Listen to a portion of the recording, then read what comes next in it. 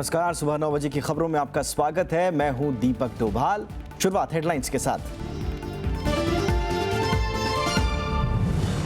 America के बाद NSG पर भारत को मिला ब्रिटेन का साथ। ब्रिटिश पीएम कैमरन ने नरेंद्र मोदी को फोन कर दिया भरोसा। 24 जून को सियोल में सदस्यता पर फैसला। उत्तर प्रदेश में ध्रुवीकरण के आरोपों को वित्त मंत्री जेटली ने किया खारिज। कहा, कैराना मुद्दे की हो जांच। कांग्रेस, बीएसपी और एसपी ने माहौल बिगाड़ने का लगाया आरोप।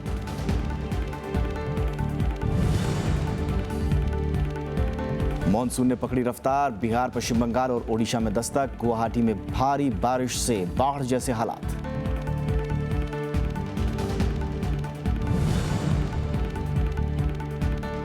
भारत का चैंपियंस ट्रॉफी हॉकी जीतने का सपना टूटा। फाइनल में ऑस्ट्रेलिया से मिली हार। पहली बार रजत पदक पेनल्टी शूटआउट से हुआ फैसला।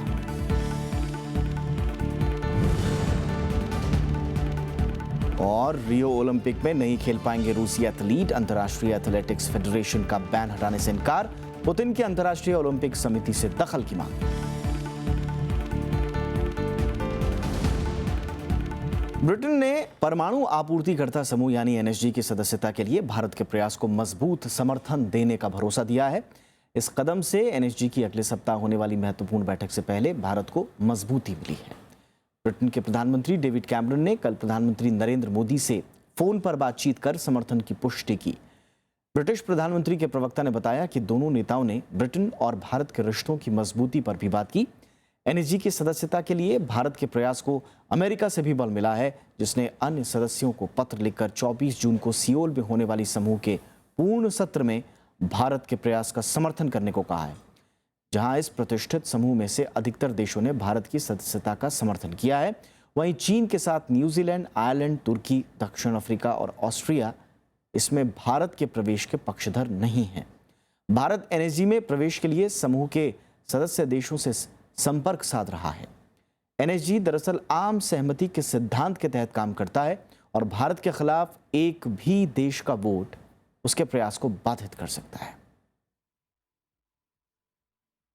राजनीतिक रूप से अहम थाईलैंड अब रक्षा और समुद्री मामलों में भी भारत का सहयोग करेगा। थाईलैंड ने आपराधिक और आतंकवाद के मसले पर भी भारत के साथ मिलकर काम करने की बात कही है। दक्षिण पूर्व एशिया में भारत की रणनीतिक पहुंच के लिहाज से यह काफी अहम है। थाईलैंड के प्रधानमंत्री प्रयुत चान-ओचा की शुक्रवार को प्रधानमंत्री मोदी के साथ शिखर वार्ता हुई। दोनों देशों के बीच सांस्कृतिक सहयोग और नागालैंड विश्वविद्यालय और चियांग माई विश्वविद्यालय के बीच सहयोग से जुड़े समझौतों पर हस्ताक्षर हुए। इसके अलावा दोनों देशों के बीच कई अहम मुद्दों पर सहमति बनी। प्रधानमंत्री ने मेक इन इंडिया के तहत थाईलैंड के कारोबारियों के लिए निवेश के दरवाजे खोलने का आश्वासन दिया। थाईलैंड ने भारत के व्यवसायियों को भी निवेश का न्योता दिया है। दोनों प्रधानमंत्रियों ने रक्षा क्षेत्र में सहयोग पर जोर दिया। So, Prime Minister and I have agreed to force a closer partnership in the fields of defense and maritime cooperation. A partnership to meet our bilateral interests and to respond to our shared regional goal. Prime Minister Modi has agreed to encourage and support Indian business people to come to Thailand to invest, and I also will encourage the Thai private sector to come to India to invest. So we should focus on reducing barriers to trade. लोकतांत्रिक मामलों में लगातार संकट से गुजर रहे Thailand ने भारत के संविधान को थाई भाषा में अनुवादित करने का फैसला किया है। दोनों देशों के बीच अगले साल राजनयिक संबंधों के 70 साल पूरे होंगे। इस मौके पर दोनों देश अपने यहाँ भारत और थाईलैंड पर्व मनाएंगे। साइबर और कंप्यूटर फोरेंसिक में सीबीआई थाईलैंड के अधिकारियों को प्रशिक्षण देगी। आपराधिक मामलों में थाईलैंड भारत की सहायता करता रहा है, लेकिन रक्षा और समुद्री मसले पर सहयोग दोनों देशों को काफी करीब ले आया है। अखिलेश सुमन, राज्यसभा टीवी। और थाईलैंड के प्रधानमंत्री प्रयुत चान-ओचा ने शुक्रवार को उपराष्ट्रपति मोहम्मद हामिद अंसारी से भी मुलाकात की। दोनों नेताओं ने आपसी और क्षेत्रीय मसलों के अलावा वैश्विक मामलों पर भी चर्चा की। दोनों नेताओं ने लोकतंत्र के मामले में भी अनुभवों को साझा किया और खासकर सांस्कृतिक मामलों में सहयोग बढ़ाने पर बातचीत की। भारत ने इसके लिए थाईलैंड के जो नागरिक हैं उन्हें 2 बार आने जाने के लिए ई वीज़ा देने की घोषणा की है। थाईलैंड के प्रधानमंत्री आज बोध गया भी जाएंगे। गृह मंत्री राजनाथ सिंह ने कैराना जैसे संवेदनशील मुद्दों पर बोलने की बजाय उन पर सावधानी से काम करने की जरूरत बताई है। देहरादून के कार्यक्रम में हिस्सा लेने आए गृह मंत्री ने कहा कि कैराना मामले में गृह मंत्रालय ने रिपोर्ट मंगवाई है और इस मामले में आवश्यक कार्रवाई की जाएगी।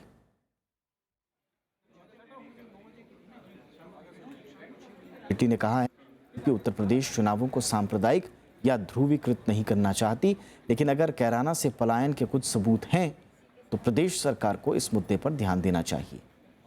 निजी चैनल टाइम्स नाउ से बातचीत में वित्त मंत्री ने कहा कि उत्तर प्रदेश में फिलहाल सबसे बड़ा मुद्दा शासन की गुणवत्ता और कानून व्यवस्था का है।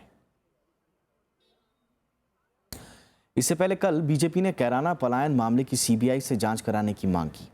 पार्टी के प्रतिनिधिमंडल ने उत्तर प्रदेश के राज्यपाल से मुलाकात कर एक ज्ञापन सौंपा। समाजवादी पार्टी और बीएसपी दोनों ने ही बीजेपी पर एक बार फिर से चुनाव से पहले माहौल खराब करने का आरोप लगाया है। कैराना पलायन मामले में शुक्रवार को सियासी सरगर्मी उस वक्त बढ़ गई जब मनाही के बावजूद बीजेपी विधायक संगीत सोम ने सरधना से कैराना की ओर निर्भय यात्रा शुरू कर दी। हालांकि इलाके में धारा 144 लागू होने के कारण उन्होंने थोड़ी ही देर बाद इसे रोक दिया। हमने कानून का पालन करते हुए यात्रा स्थगित की है, लेकिन 15 दिन के अल्टीमेटम के साथ अगर 15 दिन में लोगों का पलायन वापसी नहीं हुआ, गुंडागर्दी खत्म नहीं हुई, तो हम भारतीय जनता पार्टी के कार्यकर्ताओं को कैराना नहीं कहीं भी जाने से कोई नहीं रोक पाएगा। ये चेतावनी के साथ मैं बता देता हूँ। बीजेपी का कहना है कि पार्टी ने इस यात्रा का आयोजन नहीं किया है और फिलहाल इसकी जरूरत नहीं है। तो भारतीय जनता पार्टी की ओर से ऐसी कोई यात्रा की घोषणा नहीं है और संगीत जी को आग्रह किया गया कि अभी इसकी जरूरत नहीं है, पहले हम लोग आगे तय करेंगे और जैसा पार्टी का निर्देश होगा उसकी प्रतीक्षा करें। उधर इस यात्रा के जवाब में समाजवादी पार्टी के अतुल प्रधान की अगुवाई में सद्भावना यात्रा को भी पुलिस ने रोक दिया। प्रशासन ने स्थिति को देखते हुए शामली और मेरठ में पहले से धारा 144 लगा दी थी। उत्तर प्रदेश सरकार ने पलायन से इनकार करते हुए बीजेपी पर माहौल खराब करने का आरोप लगाया है। अब चुनाव आ रहा है, इसलिए माहौल बिगाड़ने की कोशिश की जा रही है, लेकिन उस माहौल को हम बिगड़ने नहीं देंगे। और यहाँ तो अब किसी ने पलायन किया ही नहीं, नौकरी अपनी रोजी रोटी के लिए गए हैं। कांग्रेस और कैराना का दौरा कर चुके वाम दलों समेत 5 पार्टियों के नेताओं ने पलायन को सांप्रदायिक रंग देने की आलोचना की। लोग यहाँ रोजगार से जुड़े हुए हैं, रोटी से जुड़े हुए हैं। पलायन अगर हुआ भी है उसका संदर्भ अलग है। संदर्भ को काट छांट करके अगर उसको आप मजहब और जाति के चश्मे से देखेंगे, इस मुल्क को मध्ययुग में ले जाना चाहते हैं आप, कतई तैयार नहीं है। प्रधानमंत्री विलेज जब जाते हैं तो बोलते हैं मैं 125 करोड़ लोगों का प्रधानमंत्री है, पर बयान क्या आता है कि हिंदुओं का कहां से पलायन हो रहा है। कहीं भारतीय जनता पार्टी ने ये भी पता करने की कोशिश की कि और जो यात्रा निकाली जाती है कैराना से, तो मुजफ्फरनगर होकर क्यों आती है। इस मामले में बीजेपी जांच दल की रिपोर्ट के बाद पार्टी नेताओं ने उत्तर प्रदेश के राज्यपाल राम नाईक से मुलाकात की और उन्हें इस बारे में ज्ञापन सौंपा है। इसमें लोगों के पुनर्वास और आपराधिक तत्वों के खिलाफ कार्रवाई समेत सीबीआई जांच की मांग की है। प्रणव गोस्वामी, राज्यसभा टीवी। दिल्ली की पूर्व मुख्यमंत्री शीला दीक्षित ने कहा है कि टैंकर घोटाले मामले में वो किसी भी तरह की जांच के लिए तैयार हैं। वहीं बीजेपी ने एसीबी में इस मामले में मुख्यमंत्री अरविंद केजरीवाल की भूमिका की जांच की मांग की है एसीबी से। वाटर टैंकर घोटाला मामले में दिल्ली विधानसभा में नेता विपक्ष विजेंद्र गुप्ता ने भी एसीबी को चिट्ठी लिखी है। उन्होंने टैंकर घोटाले की जांच में देरी पर केजरीवाल सरकार की भूमिका की जांच की मांग की है। एसीबी ने दोनों शिकायतों की जांच शुरू कर दी है। तो इस एस्पेक्ट में भी हम जांच कर रहे हैं कि ये जो कंप्लेंट जब वहाँ पर कमेटी की रिपोर्ट आ गई थी और कमेटी की रिपोर्ट के बाद में जो एलिगेशंस लगाए विजेंद्र गुप्ता जी ने, इस मामले में भी हम जांच कर रहे हैं। उधर दिल्ली सरकार के मंत्री कपिल मिश्रा ने विजेंद्र गुप्ता की चिट्ठी पर सवाल उठाए हैं। गुप्ता जी चाहते हैं कि शीला दीक्षित से ध्यान हट जाए और बाकी सारे मुद्दों पे ध्यान आ जाए। वो चाहते हैं दिल्ली का पानी बंद हो जाए, दिल्ली के टैंकर बंद हो जाएं और शीला दीक्षित के खिलाफ कुछ ना हो। शीला दीक्षित को क्यों बचाना चाहते हैं? दिल्ली सरकार ने इस मामले की रिपोर्ट उपराज्यपाल को भेजी थी, जिसे उन्होंने एसीबी को भेज दिया है। वहीं शीला दीक्षित का कहना है कि वो किसी भी जांच के लिए तैयार हैं। कि मेरा नाम इसलिए लिएगा क्योंकि मैं चेयरमैन थी उस बोर्ड की, लेकिन उस बोर्ड में कोई चेयरमैन डिसीजन नहीं लेता है, कलेक्टिव डिसीजन होता है जिसमें एक वाइस चेयरमैन भी होता है और जितनी भी पॉलिटिकल पार्टीज उस वक्त मेंबर्स होती हैं उनके नुमाइंदे होते हैं। पिछले साल आम आदमी पार्टी सरकार ने कांग्रेस सरकार के दौरान टैंकर किराए पर लेने में गड़बड़ी की जांच के लिए कमेटी बनाई थी। कमेटी ने पूर्व मुख्यमंत्री शीला दीक्षित पर 400 करोड़ रुपए के घोटाले का आरोप लगाया था और एफआईआर दर्ज करने की सिफारिश की थी। एलजी केंद्र के इशारे पर काम करते हैं और एसीबी एलजी के इशारे पर। जब से केजरीवाल सरकार सत्ता में आई है तब से यही आरोप लगा रही है। अब टैंकर घोटाले मामले की जांच को लेकर एसीबी की शाख भी दांव पर है, क्योंकि दिल्ली सरकार की इसको लेकर की गई सिफारिश भी एसीबी के पास है और बीजेपी की चिट्ठी भी एसीबी के पास है। अब ऐसे में एसीबी पर निष्पक्ष जाँच का दबाव जरूर होगा। कैमरा पर्सन अश्विनी के साथ अनु दीवान, राज्यसभा टीवी, दिल्ली। अहमदाबाद की विशेष अदालत ने गुलबर्ग सोसाइटी मामले में शुक्रवार को सभी 24 दोषियों को सजा सुना दी। कोर्ट ने 11 लोगों को उम्र कैद और 12 लोगों को 7 साल की सजा सुनाई है।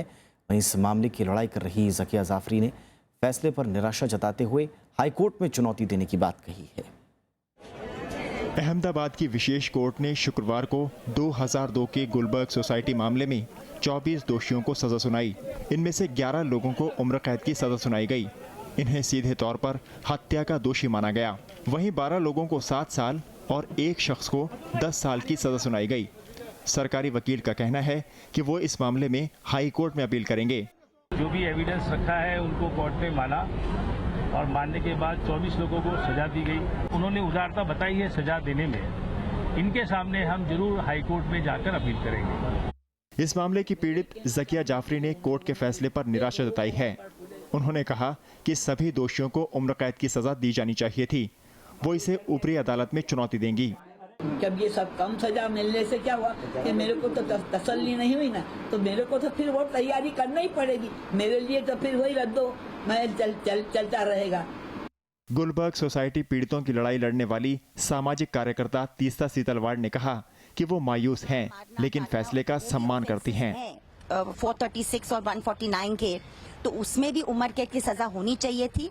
तो in that sense it's a very very diluted judgement, बहुत ही वीक जजमेंट है और उसको हम जरूर अपील करेंगे। वहीं दोषियों के परिजनों का कहना है कि वो फैसले के खिलाफ अपील करेंगे। हम आगे की कोर्ट में जाएंगे, कारण कि आज जो सजा दी है वो बिल्कुल निर्दोष लोगों को दिया है और जो भी यहाँ पे आरोपी थे वो सभी के सभी निर्दोष थे। 2 जून को विशेष अदालत ने इस मामले में 24 लोगों को दोषी करार दिया था और 36 लोगों को बरी कर दिया था। 28 फरवरी 2002 को हजारों लोगों की भीड़ ने अहमदाबाद की गुलबर्ग सोसाइटी पर हमला किया था और पूर्व कांग्रेस सांसद एहसान जाफरी समेत 69 लोगों को मार डाला था। सुप्रीम कोर्ट ने इस मामले की जांच का जिम्मा एसआईटी को सौंपा था। रविंद्र सिंह शोरान, राज्यसभा टीवी। पश्चिम बंगाल सरकार ने नारदा स्टिंग मामले की पुलिस जांच के आदेश दे दिए हैं। इस स्टिंग में टीएमसी के कई नेताओं को कथित तौर पर रुपए लेते दिखाया गया था। मुख्यमंत्री ममता बनर्जी ने कहा कि सच्चाई सामने लाने के लिए जांच जरूरी है। मुख्य सचिव वासुदेव बनर्जी ने बताया कि शहर के पुलिस आयुक्त राजीव कुमार इस मामले की जांच करेंगे। टॉपर घोटाले के बाद बिहार विद्यालय परीक्षा समिति के अध्यक्ष आनंद किशोर ने 271 कर्मचारियों का तबादला कर दिया है। बोर्ड में पहली बार इतनी बड़ी तादाद में कर्मचारियों का तबादला किया गया। उन्हीं कर्मचारियों का तबादला किया गया है जो 3 साल से ज्यादा वक्त से विभाग में बैठे हुए थे। 14 जून को आनंद किशोर ने बोर्ड के 22 कर्मचारियों को निलंबित कर दिया था। इस बीच पुलिस ने बोर्ड के पूर्व अध्यक्ष लालकेश्वर प्रसाद सिंह और उनकी पत्नी उषा सिन्हा की पटना और नालंदा स्थित संपत्ति जब्त करने की प्रक्रिया भी शुरू कर दी है। राज्य सरकार ने इनके पासपोर्ट रद्द करने का भी फैसला किया है। इस मामले में अब तक 9 लोगों को गिरफ्तार किया जा चुका है, जबकि लालकेश्वर प्रसाद सिंह और उषा सिन्हा समेत 10 अन्य की तलाश जारी है। वहीं पटना की एक अदालत ने बच्चा राय को 2 दिनों के पुलिस रिमांड पर भेज दिया है।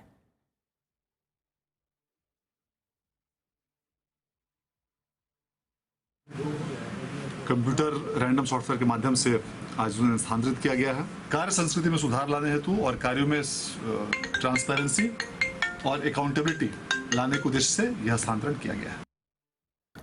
एक छोटा सा ब्रेक लेते हैं, जल्द हाजिर होंगे।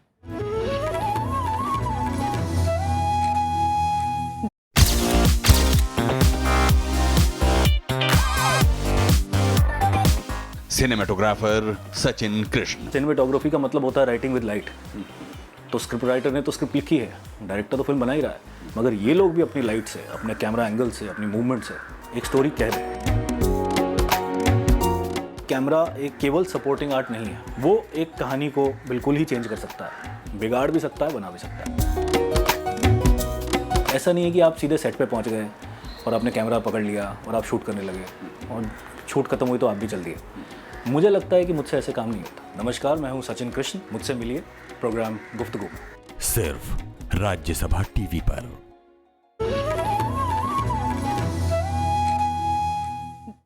भारतीय वायुसेना के इतिहास में 18 जून का दिन सुनहरे लफ्जों में दर्ज हो गया है। आज पहली बार 3 महिला अधिकारी वायुसेना में लड़ाकू पायलट के तौर पर शामिल हो गईं। देश की इन 3 जांबाज महिलाओं के नाम हैं फ्लाइंग ऑफिसर भावना कंठ, मोहना सिंह और अवनी चतुर्वेदी, जो सुखोई और तेजस जैसे लड़ाकू विमानों को उड़ाती नजर आएंगी। इन तीनों को आज हैदराबाद के पास वायुसेना एकेडमी में रक्षा मंत्री मनोहर पर्रिकर और वायुसेना प्रमुख एयर चीफ मार्शल अरूप राहा की मौजूदगी में कमीशन दिया जाएगा। इंजीनियरिंग ग्रेजुएट ये तीनों महिलाएं शुरुआती ट्रेनिंग पूरी कर चुकी हैं। अब इनकी 1 साल की एडवांस ट्रेनिंग कर्नाटक के बीदर में होगी और करीब साल भर बाद फाइटर जेट्स उड़ाएंगी। भारत दोस्त देशों को मिसाइल प्रणाली बेचेगा। केंद्र सरकार से इसके लिए सैद्धांतिक मंजूरी मिल गई है। रक्षा मंत्री मनोहर पर्रिकर ने देश में बने ट्रेनर एयरक्राफ्ट का कल बेंगलुरु में उद्घाटन करने के मौके पर यह जानकारी दी। 2 सीट वाले हिंदुस्तान टर्बो ट्रेनर 40 को हिंदुस्तान एरोनॉटिक्स लिमिटेड ने बनाया है। 31 मई को एयरक्राफ्ट ने पहली बार इस एयरक्राफ्ट ने उड़ान भरी। इसका उपयोग तीनों सेनाओं में शुरुआती प्रशिक्षण के लिए होगा। माना यह भी जा रहा है कि वायुसेना 70 ऐसे एयरक्राफ्ट खरीदेगी और इसे 2018 तक ऑपरेशनल मंजूरी मिलने की भी उम्मीद है।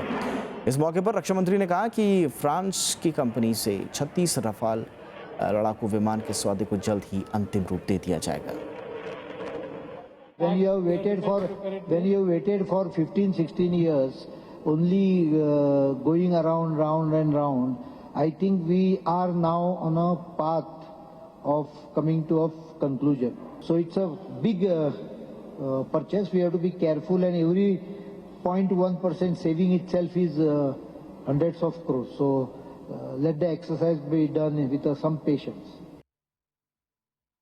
पिछले 4 दिनों से सेना ने कश्मीर में 7 आतंकी मार गिराए हैं। इनमें 2 जवान भी शहीद हुए। हालांकि शुक्रवार को जम्मू कश्मीर के सोपोर में हुई मुठभेड़ में सुरक्षा बलों ने 2 आतंकवादियों को मार गिराया। सेना को इलाके में आतंकवादियों के छिपे होने की जानकारी मिली थी, जिसके बाद तलाशी अभियान चलाया गया। बीते 4 दिनों में सुरक्षा बलों के आतंकियों के साथ मुठभेड़ की ये तीसरी घटना है। कुपवाड़ा के तंगधार सेक्टर में सेना ने गुरुवार को घुसपैठ की कोशिश को नाकाम करते हुए 4 आतंकियों को भी मार गिराया था। भारत के चालू खाते का घाटा 7 साल के सबसे निचले स्तर पर पहुंच गया है। वित्तीय वर्ष 2015-16 की आखिरी तिमाही में ये जीडीपी का 0.1% रहा। इसकी वजह व्यापार घाटे में कमी है। देश में चालू खाते का घाटा घटकर 0 के करीब पहुंच गया है। भारतीय रिजर्व बैंक की ओर से गुरुवार को जारी आंकड़ों के मुताबिक जनवरी से मार्च के बीच ये घाटा कम होकर $30 करोड़ पर आ गया है। पिछले साल जनवरी से मार्च के बीच ये आंकड़ा $7.1 अरब का था। चालू खाते का घाटा विदेशी मुद्रा देश में आने और यहाँ से बाहर जाने के बीच का अंतर दिखाता है।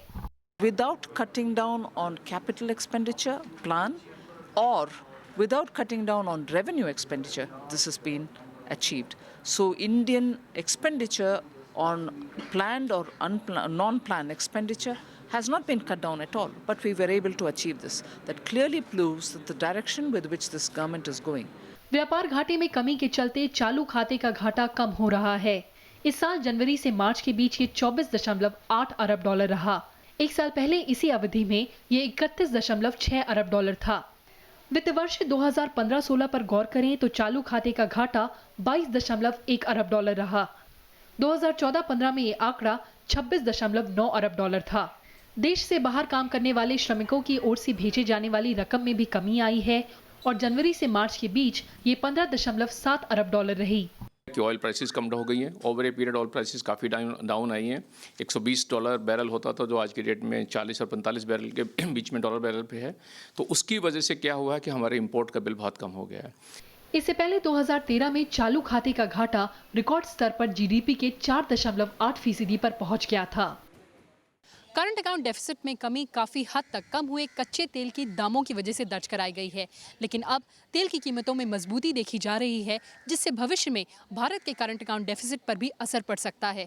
साथ ही ब्रिटेन के यूरोपियन यूनियन छोड़ने की अटकलों को लेकर अंतर्राष्ट्रीय बाजार वॉलेटाइल बना हुआ है। दिल्ली से कैमरामैन जितेंद्र के साथ कृति मिश्रा, राज्यसभा टीवी। दक्षिण पश्चिम मानसून के बिहार, पश्चिम बंगाल, ओडिशा पहुंचने के साथ ही तीनों राज्यों में कल जोरदार बारिश हुई, जबकि राजधानी दिल्ली को अब भी गर्मी से राहत का इंतजार है। मौसम विभाग का अनुमान है कि बिहार, पश्चिम बंगाल, ओडिशा, विदर्भ, छत्तीसगढ़, तेलंगाना, तटवर्ती कर्नाटक और केरल में आज भारी बारिश हो सकती है। उत्तर प्रदेश के विभिन्न हिस्सों में मानसून पूर्व छिटपुट बारिश का सिलसिला भी लगातार जारी है। मध्य प्रदेश और राजस्थान के कुछ इलाकों में भी शुक्रवार को बारिश हुई, तो पंजाब के अमृतसर में बारिश से मौसम सुहाना हो गया।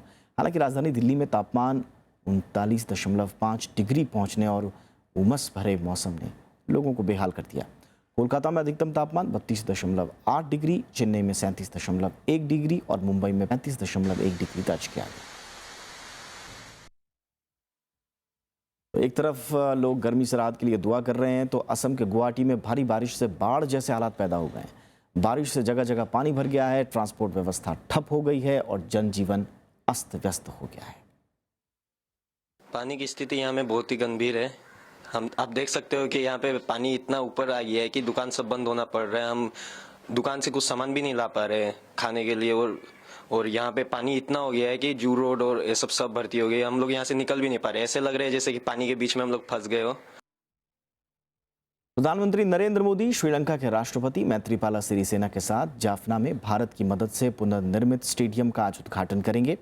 राष्ट्रपति सिरिसेना स्टेडियम में मौजूद रहेंगे, जबकि प्रधानमंत्री मोदी दिल्ली से वीडियो कॉन्फ्रेंसिंग के जरिए कार्यक्रम में शामिल होंगे।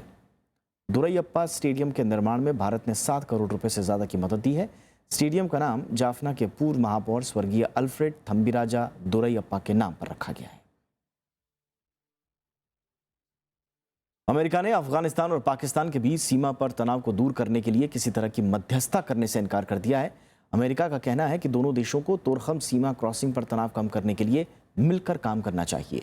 तोरखम सीमा क्रॉसिंग पर इस हफ्ते दोनों तरफ से हुई गोलीबारी में 2 अफगान सीमा रक्षकों और एक पाकिस्तानी मेजर की मौत हो गई थी और 20 लोग घायल थे। संघर्ष विराम पर सहमति बनने के बावजूद दोनों देशों के बीच तनाव बरकरार है। इस सीमा पर ट्रकों की लंबी कतारें लग गई हैं। पाकिस्तान लंबे वक्त से अफगानिस्तान से लगती करीब 2200 किलोमीटर लंबी सीमा पर बाढ़ लगाने की कोशिश कर रहा है, लेकिन अफगानिस्तान सीमा पर किसी तरह के निर्माण के विरोध में है। इराक के फालूजा में सुरक्षा बलों को बड़ी कामयाबी हासिल हुई है। फालूजा की ज्यादातर सरकारी इमारतों पर सेना ने कब्जा कर लिया है। करीब 4 हफ्तों की लड़ाई के बाद सेना को यह कामयाबी हासिल हुई। इराकी सेना ने इसे बड़ी जीत करार दिया है। सेना फालूजा के बचे इलाकों को आतंकवादियों से आज़ाद कराने की पुरजोर कोशिश कर रही है। हालांकि कई जगहों पर उसे कड़े विरोध का सामना भी करना पड़ रहा है। फालूजा पिछले 2 सालों से IS के कब्जे में। सेना ने इस शहर पर फिर से नियंत्रण के लिए मई में कोशिशें शुरू की थी। बगदाद से महज 30 मील दूर इस शहर पर 2014 में इस्लामिक स्टेट ने कब्जा कर लिया था। भारतीय हॉकी टीम का पहली बार चैंपियंस ट्रॉफी खिताब जीतने का सपना पूरा नहीं हो पाया। फाइनल में ऑस्ट्रेलिया ने भारत को 3-1 से हरा दिया। हालांकि भारतीय खिलाड़ियों ने शानदार खेल का प्रदर्शन किया। मैच का नतीजा पेनल्टी शूटआउट से निकला। दोनों ही टीमें 60 मिनट तक गोल करने में असफल रहीं। पेनल्टी शूटआउट में ऑस्ट्रेलिया का पलड़ा भारी दिखा। ऑस्ट्रेलिया ने अपने जो पहले 2 चांस थे उसमें ही गोल कर दिया और भारतीय खिलाड़ी पहले दोनों ही अवसरों को गोल में तब्दील नहीं कर पाए। पेनल्टी शूटआउट में भारत की ओर से हरमनप्रीत सिंह ही एकमात्र गोल कर पाए, जबकि ऑस्ट्रेलिया की तरफ से जालेवस्की, BL और आकर्ड को स्कोर बनाने में सफलता मिली।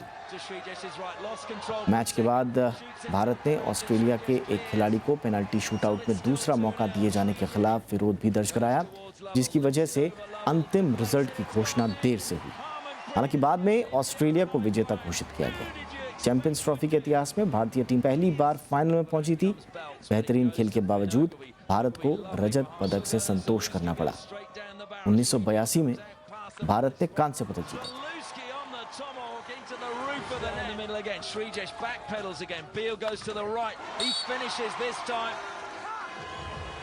भारत और जिम्बाब्वे पहला T20 मैच हरारे में खेला जाएगा।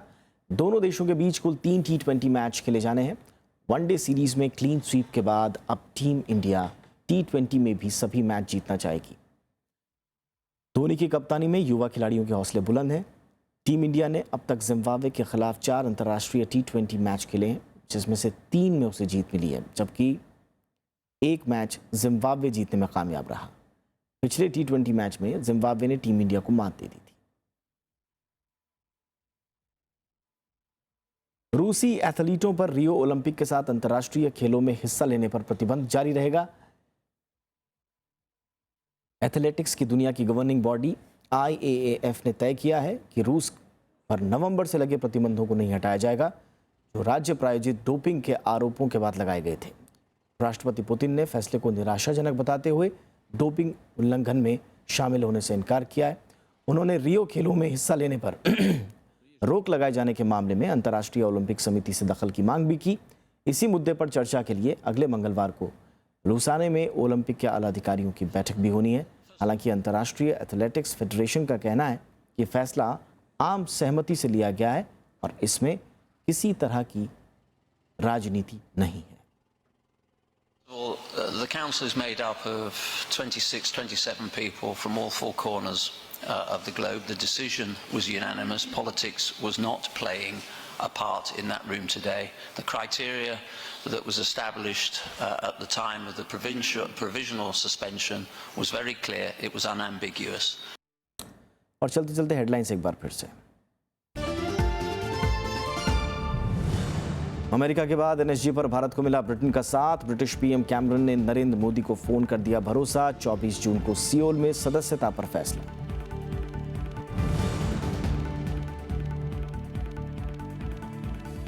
उत्तर प्रदेश में ध्रुवीकरण के आरोपों को वित्त मंत्री जेटली ने किया खारिज। कहा कैराना मुद्दे की हो जांच। कांग्रेस, BSP और SP ने माहौल बिगाड़ने का लगाया था आरोप।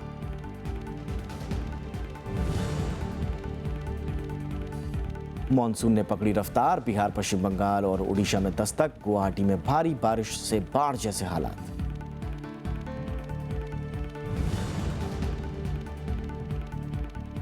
भारत का चैंपियंस ट्रॉफी हॉकी जीतने का सपना टूटा। फाइनल में ऑस्ट्रेलिया से मिली हार। पहली बार रजत पदक। पेनाल्टी शूटआउट में हुआ फैसला।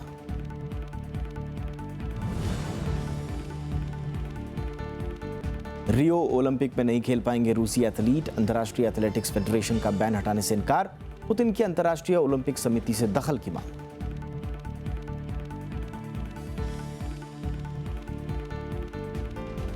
इसी के साथ इस बुलेटिन में इतना ही, लेकिन आगे आप जरूर देखिए हमारा खास कार्यक्रम कलम गवाह है। नमस्कार।